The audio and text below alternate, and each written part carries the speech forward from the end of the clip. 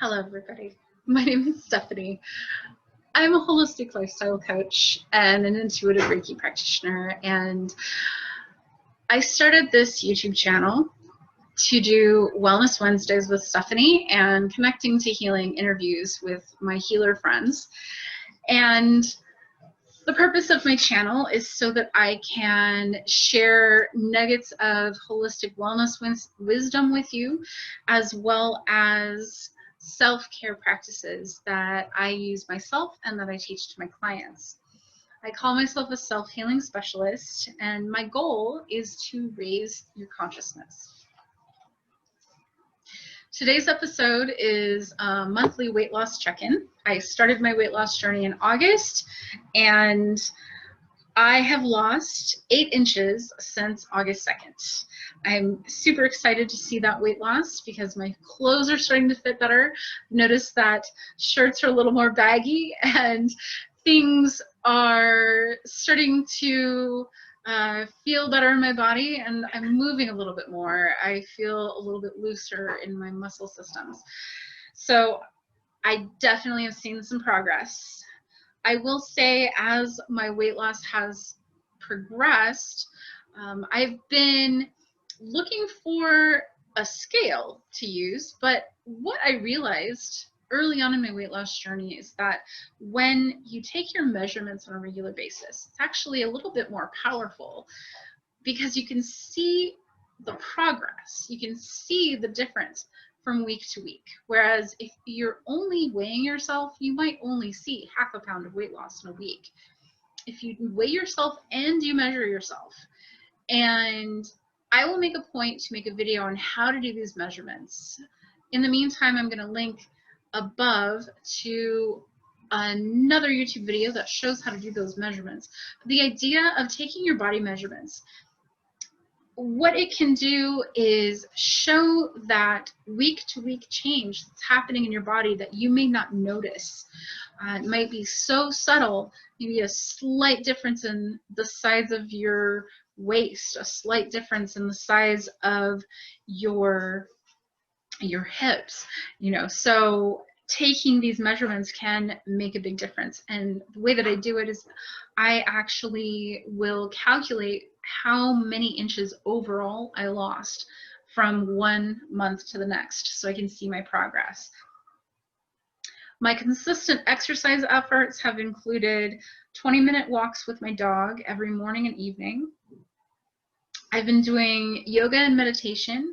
I've actually been doing meditation a little more often than yoga because I find that the meditation practice is helping with my stress management.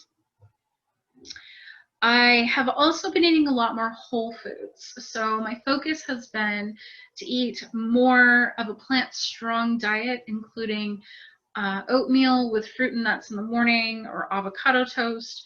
Lunches have been like potatoes and broccoli.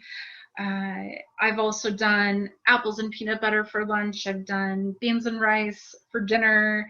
Fruit smoothies are something that show up in my kitchen on a pretty regular basis. And if you tune in next week, I'll be talking about those fruit smoothies and how I include superfoods to get those high levels of antioxidants into my body. The idea with the plant-strong diet is eating more of the good stuff so that you don't really have room for the bad stuff. Now, personally, I go for chips. That is one of my favorites, barbecue chips, and I eat sweets. I'm really sensitive to cupcakes and donuts and ice cream on the occasion. So the sugar, and what I found with my sugar addiction is that the more fruit I eat in a day, the less likely I'm going to go for the junk food. So incorporating more of the fruit means that I won't have the craving for the junk food as much, and that's making a big difference in my ability to stay focused on this weight loss journey.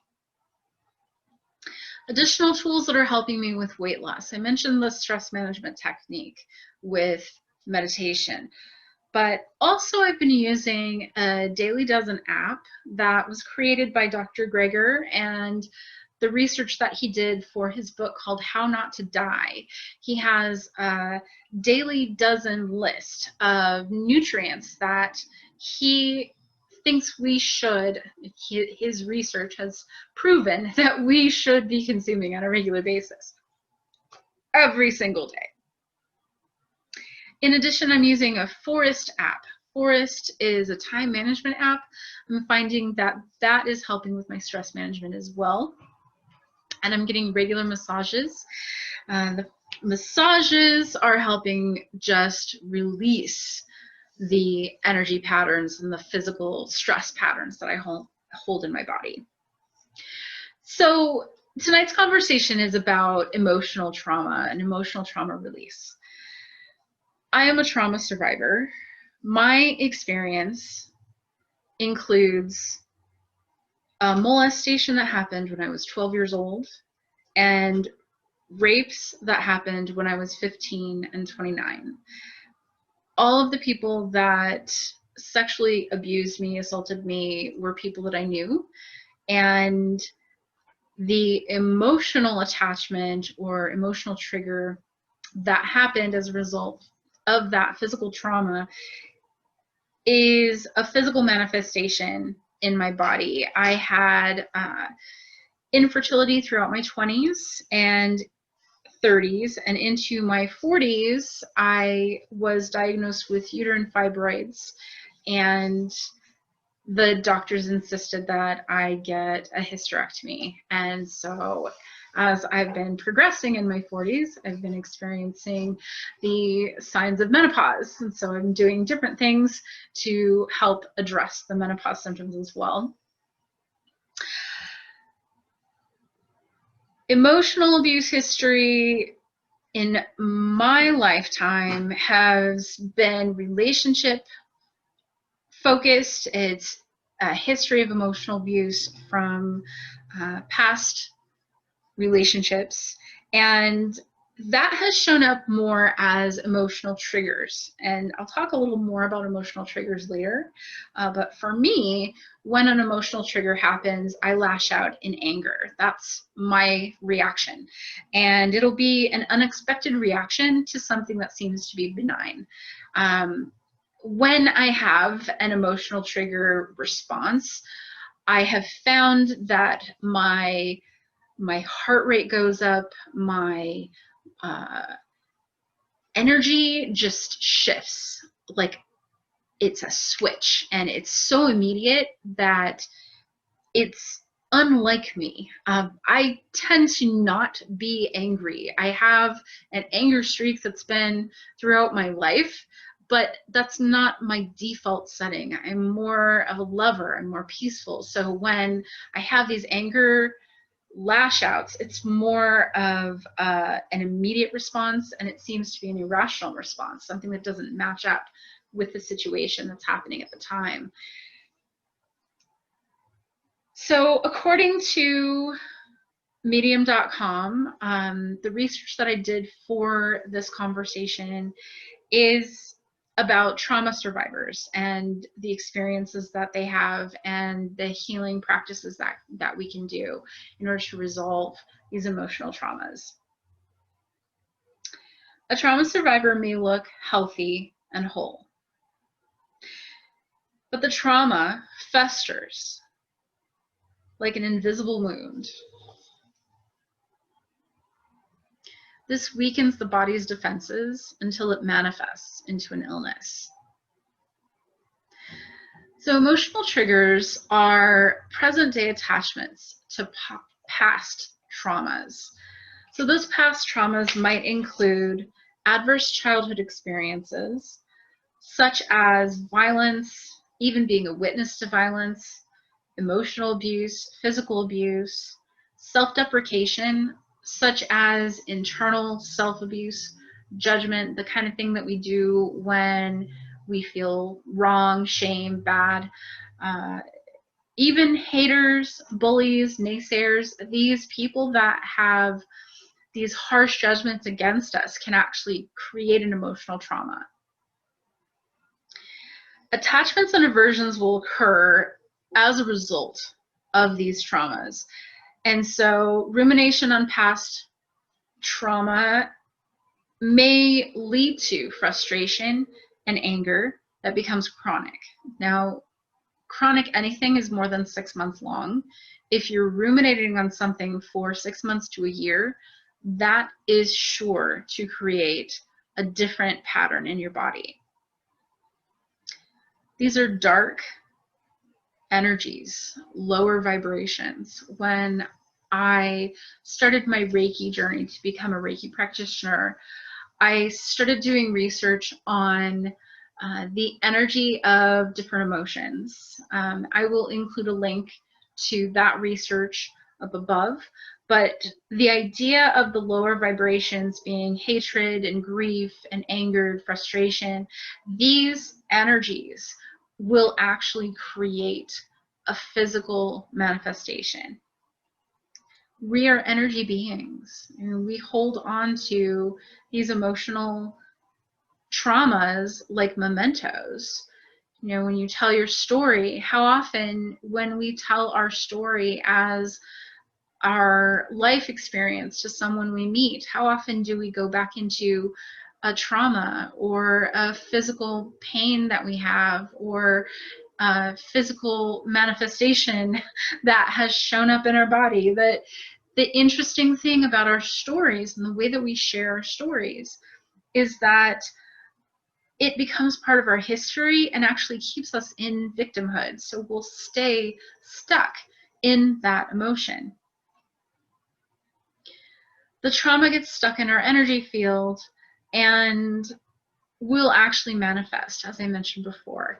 So the research that's been done on emotional and physical trauma was done by Harvard Medical School, and the findings included that trauma survivors are more prone to heart attack, stroke, obesity, diabetes, and cancer. The risk will increase with the more traumatic experiences that you have. Their research said 3 or more of those adverse childhood experiences can relate directly to the increased risk for the diseases I mentioned. PTSD is an extreme trauma that is a shock to the nervous system and the brain. The brain will actually change as a result of these extreme traumas. The research has shown that the hippocampus will shrink. That is the center of your emotion and your memory. The amygdala function increases. That's the center for creativity as well as rumination. And the prefrontal anterior cingulate function decreases. This is the center for your executive functions like planning and self-development. And the interesting about physical trauma is it can actually imprint on the body. This is known as cellular memory. And it's something, if you're familiar with sports, they talk about muscle memory. It's the same idea that when you have a physical trauma, it will actually imprint on the muscles or on the nerves of where that injury happened. So here's the juicy part. You can release emotional and physical traumas. There is several different ways for healing these things. The research has shown cognitive behavioral therapy is extremely effective, as well as yoga and meditation. I personally really agree with that research. I had an experience on the yoga mat during a yoga session. At the very end of the session, during Shavasana, I had an emotional release. And I had a profound awareness that the emotional release was directly attached to the 12-year-old self experiencing shame. That shame that I experienced as a result of the molestation and the weight gain that happened right after that. I was an overweight child, and I had a lot of experience attached to my weight and self-judgment, self-deprecation as a young child that resulted in a lot of pain.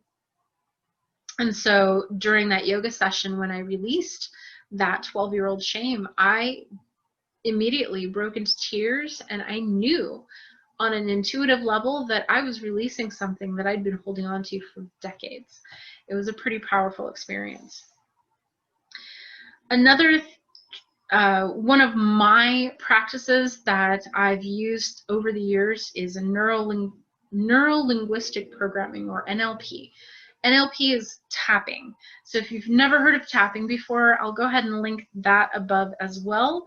But the research about tapping is that when you do tapping, when you do NLP, you release emotional traumas as a result of this practice. The research is pretty profound with NLP. For me, my emotional release was part of my Reiki training. When I had my Reiki 1 certification, my teacher asked me to do a 21-day chakra cleanse. And I designed a 21-day chakra cleanse based on the 7 chakras and using 3 days for each level of chakra. I journaled throughout, and this is something that I documented pretty well, and I've actually created an ebook about 21-day chakra cleanse for your reading pleasure. Something that if you sign up for my newsletter, you will get a copy of that and my Love Warrior Fitness Manifesto. And the last thing that I wanted to mention that I actually talked about last week is love energy. A lot of my healing has happened as a result of sitting in meditation and surrounding myself with light and asking for unconditional love. The idea that we are energy beings has permeated through my life since my early 20s, and I understood from a very young age that the energy outside of my body had an impact on the energy inside of my body.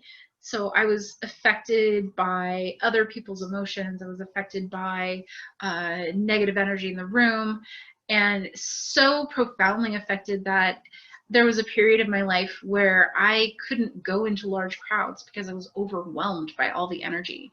I've learned different techniques, and I'll share the ideas and the techniques for blocking in a later video, but the idea of being an empath and being so sensitive to the environment around you, I started to understand energy and understand that I could choose the energy that I brought into my body. I could choose that I bring in love and I permeate love. That's the energy that I wanted to co-create with humanity, and what I wanted to share with people was love energy. And so a lot of my focus has been on love, hence my Instagram handle being Love Warrior. I've really been focused on love for a good majority of my career, and a lot of what I talk about is self-love. I talk about self-healing with the perspective that we need to love ourselves more. And with that, I wish to thank you for stopping by my channel. I really appreciate my followers, and I appreciate your comments. I appreciate your support. It's been a really interesting and wonderful journey to become a YouTuber, and the more that I learn, the more that I want to do this and share with you. So keep me going. Please like my video, subscribe to my channel, hit the little bell if you'd like notification of new videos that are coming out every Wednesday.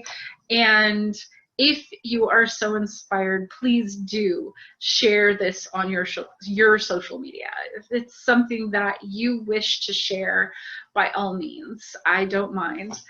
And I'm going to go ahead and share the research that I did in the comment below in the description.